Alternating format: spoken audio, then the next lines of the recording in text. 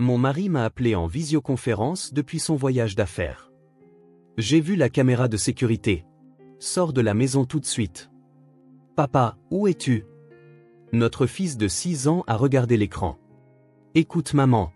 Passe par la porte arrière. Son visage était pâle. J'ai entendu la poignée de la porte d'entrée tourner et me suis retourné en haletant. Avant de commencer l'histoire, n'oubliez pas de laisser un like et de vous abonner à la chaîne pour voir plus d'histoires comme celle-ci. Dans un quartier résidentiel tranquille de la banlieue de Dallas, au Texas, se dressait une belle maison à 2 étages aux murs beige pâle et aux boiseries blanches. Le jardin abritait une pelouse bien entretenue et des parterres de roses que Nicole Hamilton soignait avec un soin affectueux. Elle trouvait une joie inaltérable à admirer les fleurs. À 7 heures du matin, l'arôme appétissant du bacon s'échappait de la cuisine, et le bruit de la cafetière rompait le silence. Nicole préparait le petit déjeuner avec des gestes assurés, tout en écoutant les voix de son mari et de son fils provenant du salon. « Papa, à quelle heure tu rentres aujourd'hui » Le petit Ethan, âgé de 6 ans, sauta sur les genoux de son père assis sur le canapé.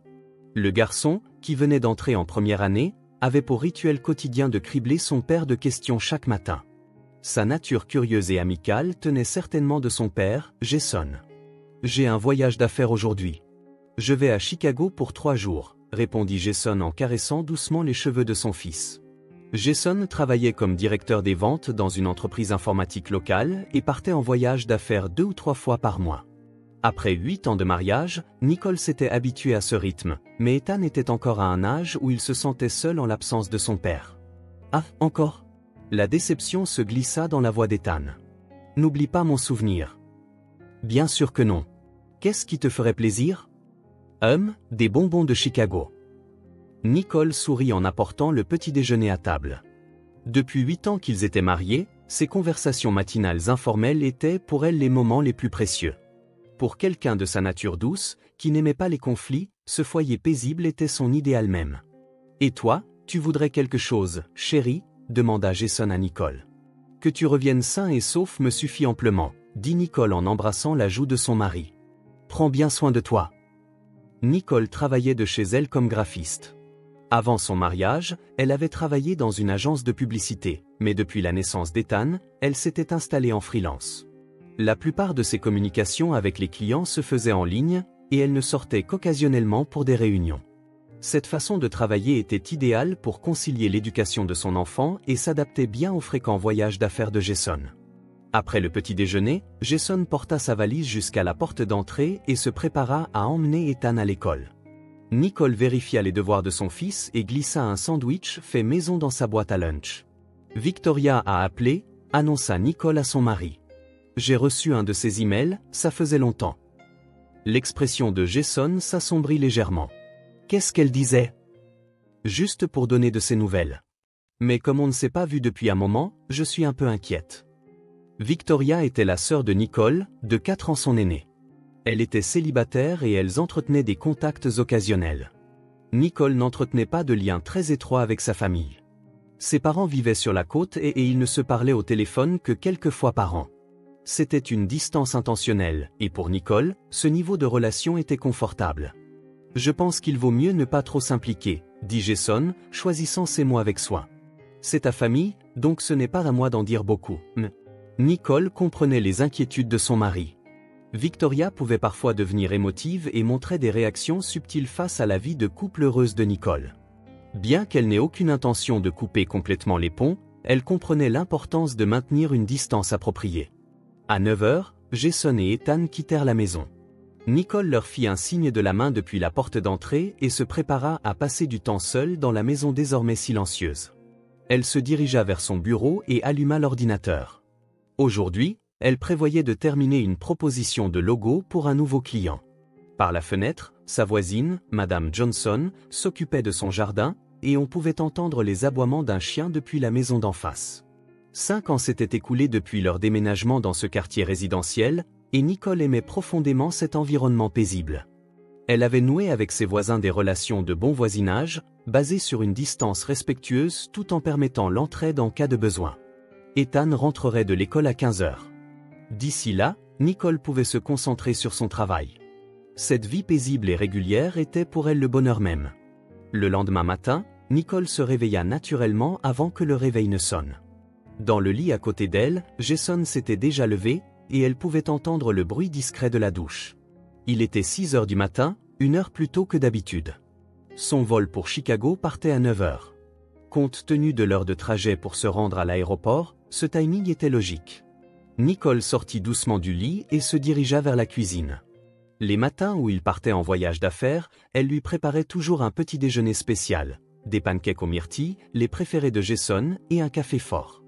Avant ses journées chargées loin de la maison, elle voulait qu'il puisse au moins goûter à la chaleur de son foyer. « Ça sent merveilleusement bon », dit Jason en apparaissant dans la cuisine, déjà vêtu de son costume gris foncé.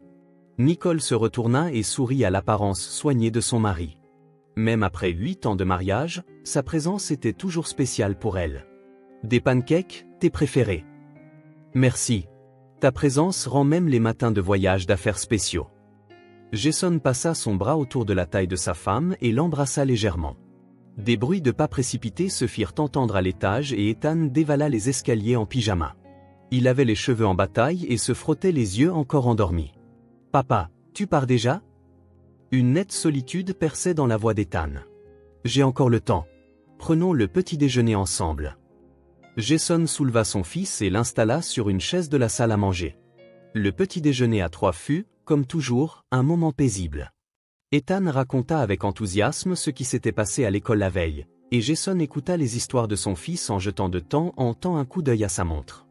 Nicole écoutait leur conversation, consciente de la préciosité de ces moments anodins. « Vraiment, n'oublie pas mon souvenir de Chicago, » lui rappela Ethan, les joues pleines de pancakes. « Promis. Chicago a plein de friandises délicieuses, » dit Jason en tapotant la tête de son fils. « Mais pendant que papa n'est pas là, tu dois bien écouter maman. » D'accord, compris. À 7h30, Jason porta sa valise jusqu'à la porte d'entrée. La valise cabine de taille moyenne contenait des vêtements pour 3 jours, les documents nécessaires et les médicaments que Nicole avait préparés. Méticuleux de nature, il préparait toujours parfaitement ses bagages la veille de ses voyages. « Tu as bien tes documents pour la réunion ?» vérifia Nicole. « Oui, j'ai tout revérifié hier soir. Cette fois, il y a la possibilité d'un gros contrat, donc je me suis préparé à fond. » L'expression de Jason montrait son sérieux au travail. Nicole était fière de l'attitude de son mari envers son travail. Son dévouement pour sa famille et pour sa propre carrière était resté inchangé depuis leur mariage. Parfois, elle trouvait les voyages d'affaires trop fréquents, mais elle comprenait que c'était pour l'avenir de la famille. Le bruit du taxi qui arrivait se fit entendre. Jason serra sa femme et son fils dans ses bras à la porte d'entrée. « Ce n'est que pour 3 jours. S'il se passe quoi que ce soit, contacte-moi immédiatement. N'importe quoi. Prends soin de toi. Ne te surmène pas. » Nicole enfouit son visage dans le torse de son mari. « Papa, reviens vite. » Ethan s'agrippa à la jambe de Jason. « Je reviendrai, c'est sûr. Ethan, protège bien maman. » La mère et le fils continuèrent à faire des signes de la main depuis la porte d'entrée jusqu'à ce que la voiture disparaisse. Dans la maison désormais silencieuse, Nicole prit une profonde inspiration. Son temps à elle avait commencé. À 8 heures, Nicole commença à préparer Ethan pour l'école. Elle lui enfila son uniforme, lui donna sa boîte à lunch et vérifia que ses devoirs étaient bien dans son sac. « J'ai un contrôle de maths aujourd'hui, » dit Ethan, l'air un peu nerveux. « On a révisé ensemble hier soir, tu te souviens ? Je suis sûr que tu vas très bien t'en sortir, » l'encouragea Nicole. « Et s'il y a quelque chose que tu ne comprends pas, demande à ta maîtresse. » Ils firent le trajet de 10 minutes jusqu'à l'école main dans la main. En chemin, ils rencontrèrent des enfants du quartier, et Ethan fut absorbé par la conversation avec ses amis. Nicole marchait un peu en retrait, sentant son fils grandir. 1 an auparavant, il détestait être séparé de sa mère, mais maintenant, il appréciait vraiment la vie scolaire. Au portail de l'école, Nicole embrassa Ethan pour lui dire au revoir. « Je viendrai te chercher. Bonne chance pour ton contrôle. »« D'accord. À tout à l'heure. » De retour à la maison, Nicole fut enveloppée par un silence solitaire. Après avoir nettoyé la table du petit déjeuner, elle se dirigea vers son bureau. C'était aujourd'hui la date limite pour un projet important. Elle devait finaliser la proposition pour un logo de marque commandé par une société immobilière locale. Elle s'assit devant son ordinateur et ouvrit les fichiers de design sur lesquels elle avait travaillé jusqu'à la veille. La tâche restante consistait à organiser les 3 concepts de logo qu'elle avait créés pour la présentation. Nicole se concentra sur son travail. L'avantage de travailler à domicile était de pouvoir gérer son rythme tout en gardant un œil sur les tâches ménagères. Vers midi, un message de Jason arriva. Bien arrivé à Chicago. Enregistré à l'hôtel. Je vous aime. Nicole sourit en répondant. Bon travail. Donne le meilleur de toi-même à la réunion. Nous allons bien aussi.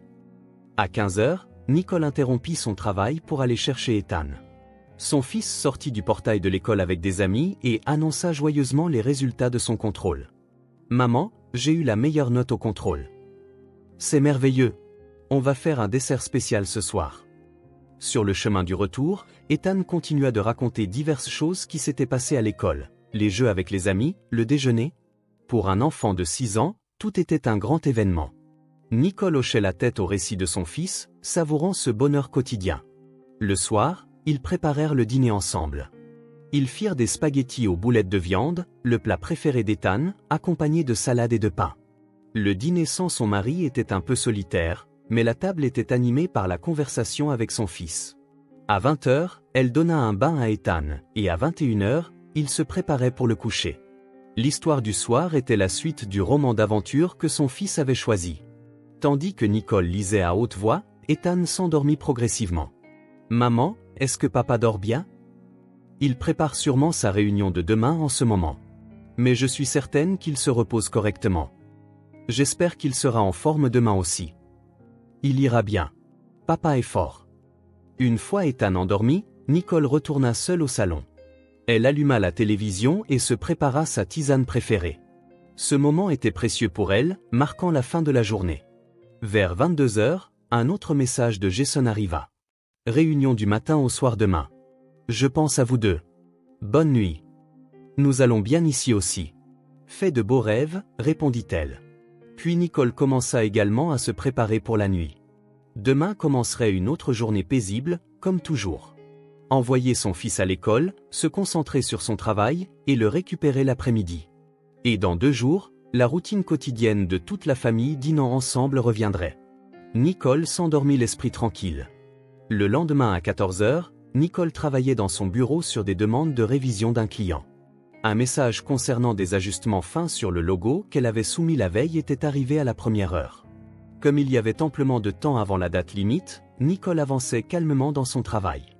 Dans le salon, Ethan était rentré de l'école, après avoir fini ses devoirs, jouait avec ses briques Lego préférées. De temps en temps, elle entendait la voix joyeuse de son fils, et Nicole souriait en travaillant. Un moment d'après-midi paisible, un jour ordinaire sans différence avec les autres. Soudain, son smartphone sonna, un appel entrant. En regardant l'écran, elle vit que c'était un appel vidéo de Jason. Elle trouva cela inhabituel car il était censé être en réunion, mais Nicole répondit. « Allô, Jason. Et ta réunion ?»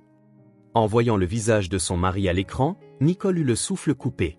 Le visage de Jason était blême et des perles de sueur couvraient son front. On voyait la chambre d'hôtel en arrière-plan, mais son expression était anormale. « Nicole, j'ai vu la caméra de sécurité. Sors de la maison, tout de suite. » La voix de Jason tremblait. C'était complètement différent de son ton calme habituel, un cri urgent. « De quoi tu parles ? Quelle caméra de sécurité ?» Nicole était confuse. « Calme-toi. Qu'est-ce qui s'est passé ? » Pas le temps d'expliquer. Prends Ethan et sors par la porte de derrière, maintenant. N'utilise surtout pas la porte d'entrée. Le visage de Jason devint encore plus pâle. Il semblait regarder quelque chose tout en parlant, détournant fréquemment son regard de l'écran. « Jason, qu'est-ce que tu regardes ? Je ne vois rien. C'est l'application pour les caméras de sécurité que j'ai installée autour de la maison. Quelqu'un a fait des allers-retours devant la maison à plusieurs reprises, et maintenant, il se dirige vers la porte d'entrée. » Le cœur de Nicole se mit à battre violemment. Elle ne savait même pas que son mari avait installé des caméras de sécurité. « Papa, où es-tu » Ethan, entendant la voix de Nicole, vint au bureau et regarda l'écran du smartphone. Le fils de 6 ans ne pouvait pas comprendre le comportement anormal de son père. « Ethan » la voix de Jason se brisa. « Écoute maman. Sors par la porte de derrière avec maman, tout de suite. »« Mais pourquoi ?» demanda Ethan avec une expression confuse. « J'expliquerai plus tard. Dépêchez-vous. » Jason était désespéré. Nicole, prends les clés de la voiture. Laisse le moteur tourner en attente. À ce moment-là, un bruit vint d'en bas. Le bruit de la poignée de la porte d'entrée qu'on secouait. Le sang de Nicole se glaça. La porte devait être verrouillée, mais quelqu'un essayait de l'ouvrir. Tu as entendu ça? La voix de Nicole tremblait. Je l'ai entendu. Dépêche-toi. Le cri de Jason résonna depuis le smartphone. Nicole se retourna, regarda vers le salon et halta. La porte d'entrée commençait lentement à s'ouvrir. Elle n'avait pas entendu le bruit de la serrure qui se brisait, mais la porte était définitivement en train d'être poussée de l'intérieur. Nicole, cours, maintenant. Entendions la voix de Jason depuis l'écran. Maman, j'ai peur. Ethan s'agrippa au bras de Nicole. Nicole attrapa la main de son fils, quitta le bureau et se dirigea vers les escaliers. Mais des bruits de pas lourds se faisaient déjà entendre au premier étage. Le son de chaussures lourdes marchant dans le couloir, c'était clairement les pas de quelqu'un d'autre que la famille. Utilise l'escalier de service. Sortez par la porte de derrière de la cuisine. Jason continuait de donner des instructions. Nicole regarda le smartphone dans sa main tout en portant son fils vers l'escalier de service. Ce smartphone était le seul moyen de communication avec son mari distant. Les clés de la voiture sont sur le comptoir de la cuisine, rapporta Nicole à voix basse. Bien. Prends-les et monte dans la voiture. Je vais contacter la police.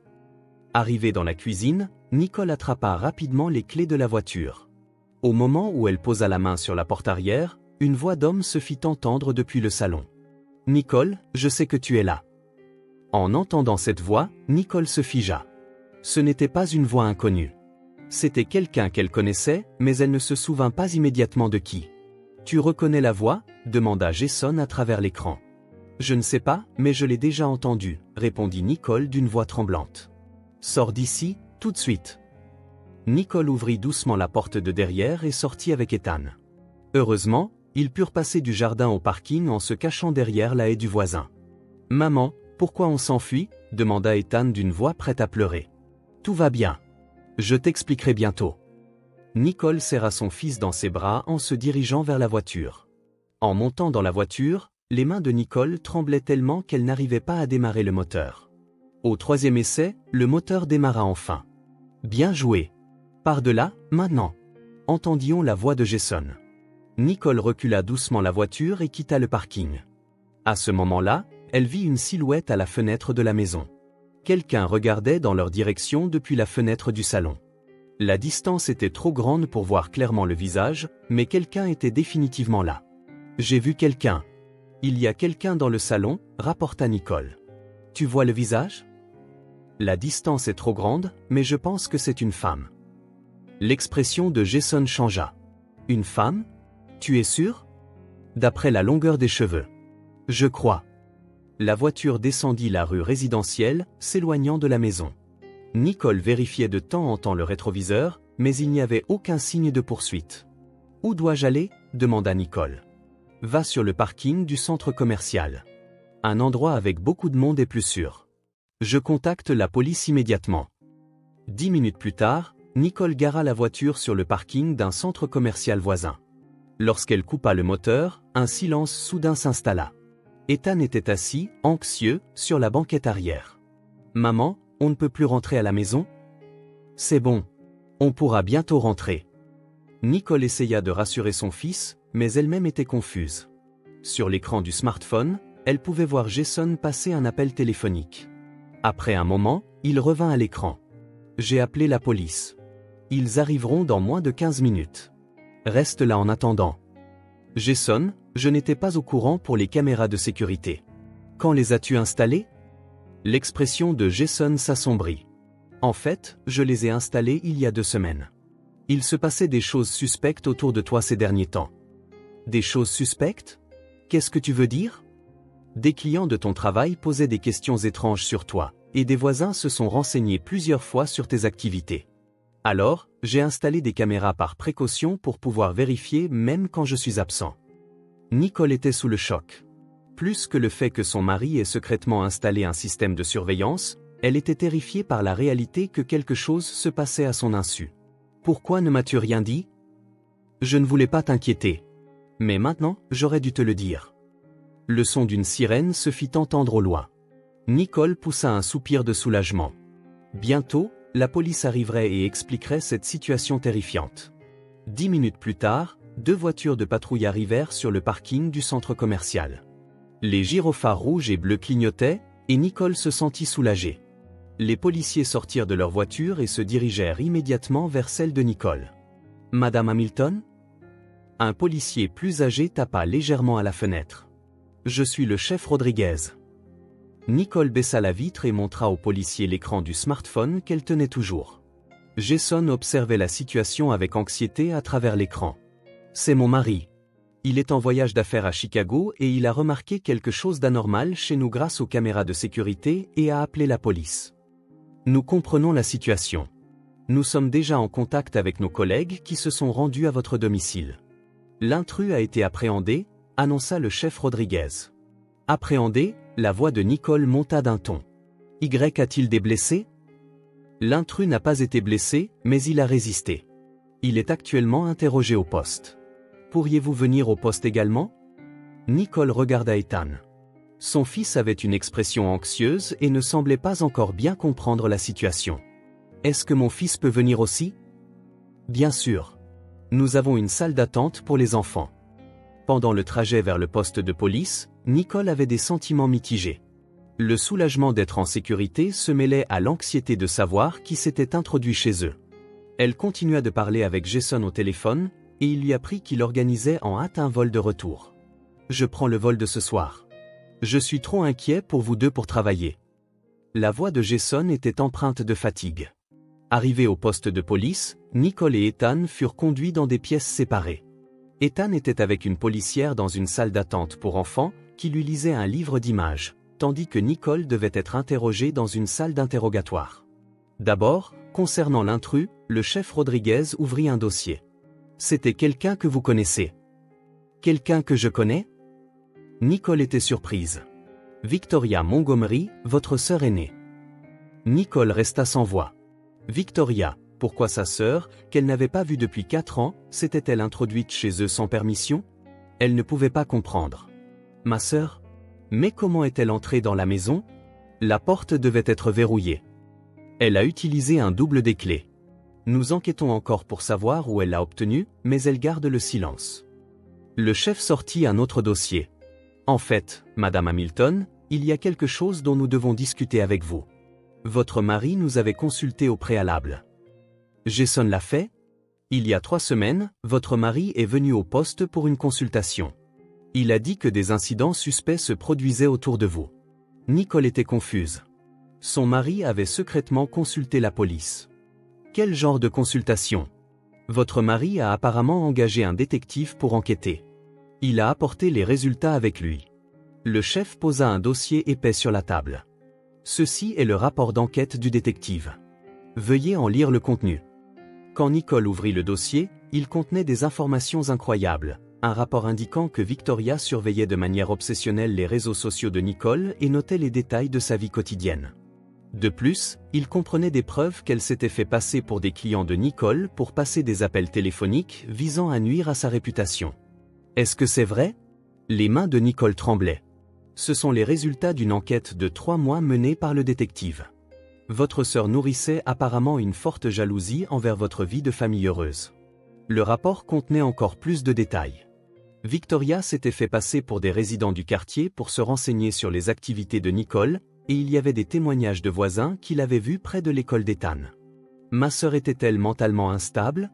D'après l'enquête, elle prenait des antidépresseurs depuis longtemps, mais avait récemment arrêté son traitement. Il y avait aussi des signes de dépendance à l'alcool.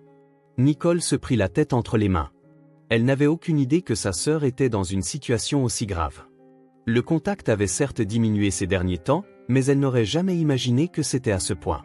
Concernant l'intrusion d'aujourd'hui, continua le chef, elle avait fait faire un double des clés il y a 2 semaines. Il y a des registres du serrurier.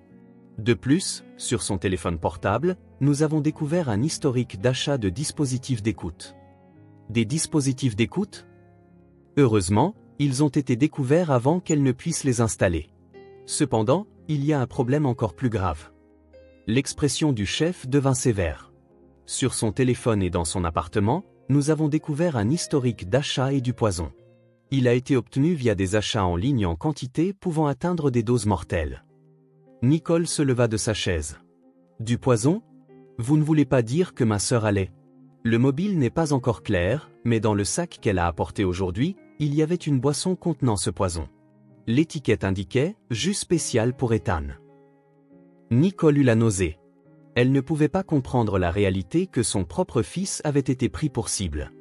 À ce moment-là, la porte de la salle d'interrogatoire s'ouvrit et un autre policier entra. « Chef, la suspecte a commencé à parler. » Nicole fut emmenée avec le chef dans une salle de surveillance voisine. Sur l'écran, Victoria apparut menottée. Sa sœur, qu'elle voyait pour la première fois en 4 ans, était décharnée. Ses cheveux étaient en désordre et ses yeux étaient vides. « Pourquoi suis-je la seule à être malheureuse ?» La voix de Victoria sortit du haut-parleur. Seule Nicole a le droit d'être heureuse avec un mari merveilleux et un fils adorable. Moi, je n'ai rien. Mais ce n'est pas une raison pour faire du mal à votre sœur, n'est-ce pas? Dit calmement l'interrogateur. Nos parents ont toujours favorisé Nicole, s'écria Victoria. Peu importe ce que je faisais, ils ne m'ont jamais reconnu. Mais Nicole était aimée sans rien faire. Alors, vous avez décidé de vous en prendre à la famille de votre sœur? Au début, je voulais juste leur causer quelques ennuis, mais ils avaient l'air si heureux. J'ai pensé à quel point ce serait merveilleux si Ethan était mon enfant. Nicole s'appuya contre le mur. Entendre les mots de sa sœur lui donnait l'impression que son cœur allait se briser. Vous voulez dire que vous vouliez faire de votre neveu votre propre enfant? Oui. Si Nicole disparaissait, je pensais que je pourrais épouser Jason et devenir la nouvelle maman d'Ethan. Sur le moniteur, Victoria semblait avoir complètement perdu le sens de la réalité. Le chef se tourna vers Nicole. Une évaluation psychiatrique est nécessaire, mais nous avons des preuves de crime prémédité. Elle aura besoin d'un traitement à long terme. Nicole demanda en essuyant ses larmes. Que arrivera-t-il à ma sœur? Selon les résultats de l'évaluation psychiatrique, l'hospitalisation d'office est très probable. Elle devra se concentrer sur son traitement. À ce moment-là, la porte de la salle d'interrogatoire s'ouvrit en grand. Jason se précipita à l'intérieur, à bout de souffle. « Nicole, ça va ?» En voyant son mari, Nicole ne put finalement plus retenir ses émotions.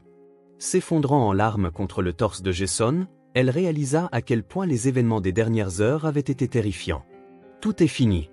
Vous êtes en sécurité tous les deux, » dit Jason en caressant le dos de sa femme. « Mais qu'en est-il de ma sœur ?» Nicole leva les yeux. Elle est malade. Avec un traitement approprié, elle ira sûrement mieux. Le chef s'approcha d'eux. Je vous recommande de séjourner à l'hôtel ce soir. La maison est interdite d'accès jusqu'à la fin de l'enquête sur la scène de crime. Elle devrait être accessible d'ici demain soir. Jason hocha la tête. Compris. Nicole, allons chercher Ethan. Ils quittèrent tous les trois le poste de police. Dehors, il faisait déjà nuit et les lampadaires étaient tranquillement allumés. Dans la voiture, Ethan demanda « Pourquoi tante Victoria a-t-elle fait de mauvaises choses ?» Nicole serra la main de son fils en répondant « Tante Victoria était malade dans son cœur. Mais les docteurs vont l'aider à aller mieux, alors tout va bien. » Cette nuit-là, allongée dans le lit de la chambre d'hôtel, Nicole réfléchissait. Qu'est-ce que la famille? Même avec des liens de sang, les gens se blessent parfois. Mais en même temps, précisément parce qu'ils sont de la famille, on ne peut pas les abandonner non plus. Elle décida de discuter des frais de traitement de Victoria avec Jason le lendemain. 3 mois plus tard, Nicole conduisait avec des sentiments complexes. Sur le siège passager reposait un bouquet de fleurs préparé pour sa visite à Victoria. Les visites mensuelles à l'hôpital psychiatrique étaient pour Nicole un moment où le devoir et l'amour se mélangeaient. Le centre de santé mentale sain. Marie était un hôpital situé dans un environnement calme, à 1 heure de route de Dallas. Le vaste terrain abritait des jardins bien entretenus, et elle pouvait voir des patients se promener tranquillement. Lorsqu'elle rencontra Victoria dans la salle de visite, Nicole fut surprise par le changement de sa sœur. Contrairement à son apparence décharnée 3 mois plus tôt, un traitement approprié et un mode de vie régulier lui avaient redonné des couleurs. Ses cheveux étaient également soignés et elle arborait une expression paisible. « Nicole, merci d'être venue encore ce mois-ci. » Victoria sourit légèrement. « Je me sens coupable à chaque fois. »« Comment te sens-tu » demanda Nicole en lui tendant le bouquet. « De mieux en mieux, petit à petit. L'ajustement de mes médicaments m'a stabilisé, Grâce à la thérapie, j'ai appris à organiser mes émotions. Victoria prit le bouquet et huma son parfum. Le médecin a expliqué que ma jalousie avait atteint un niveau pathologique. Elles s'assirent en silence, face à face. Lors de la première visite, Victoria ne pouvait que répéter des mots d'excuses et n'avait pas pu avoir une conversation correcte. Cependant, à mesure que le traitement progressait, elle était devenue capable de voir ses actions objectivement. « Ethan va bien ?» demanda Victoria avec hésitation. « Il va bien.